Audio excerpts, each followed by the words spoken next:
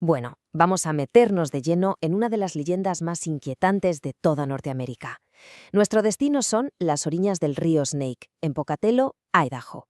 Un lugar donde el paisaje es, tan bonito como amenazante, y donde el agua helada, esconde un secreto aterrador. Imaginemos la escena por un momento. Está cayendo la tarde, solo se oye el murmullo del río, y de repente, justo ahí, ese sonido. Un llanto de bebé que parece que pide ayuda. Pero claro, acercarse a investigar podría ser, literalmente, el último error que cometa alguien. Vamos a empezar por el principio de todo, el lugar.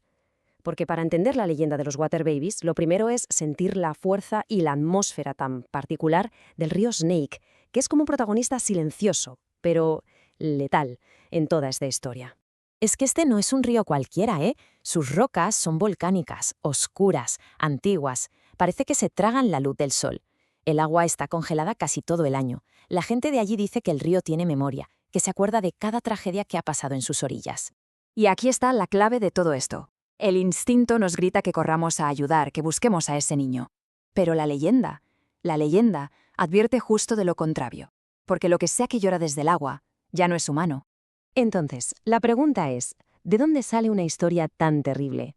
Pues la respuesta está en el pasado, en la historia de las tribus Shoshone-Bannock, en una época de sufrimiento que dio origen no solo a unos espíritus, sino a una forma de lidiar con un trauma tremendo. Veréis, la leyenda cuenta que durante un invierno brutal, la hambruna casi acaba con la tribu.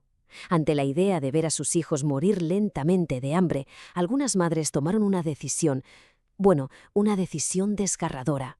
Llevaron a sus bebés al río, pensando que las aguas frías les darían una muerte rápida, más piadosa. Pero el río tenía otros planes.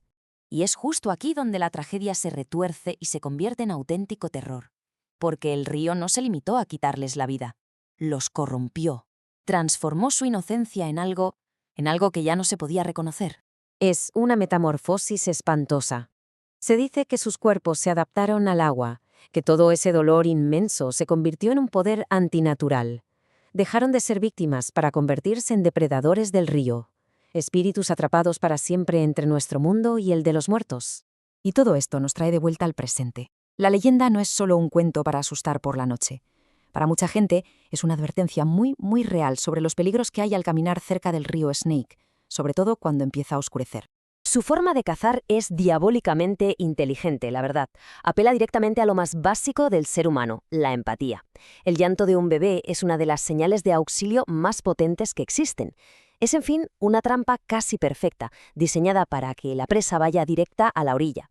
Y claro, la pregunta es inevitable. ¿Qué ocurre exactamente si alguien cae en esa trampa? Si ignora todas las advertencias y se adentra en el agua guiado por ese sonido tan desgarrador. La respuesta es tan simple como aterradora. Esas manitas, que ahora tienen una fuerza sobrehumana, se agarran a la víctima y la hunden hasta el fondo del río. No hay escapatoria posible. Es un viaje sin retorno a una tumba de agua. Y ese es el corazón de la leyenda.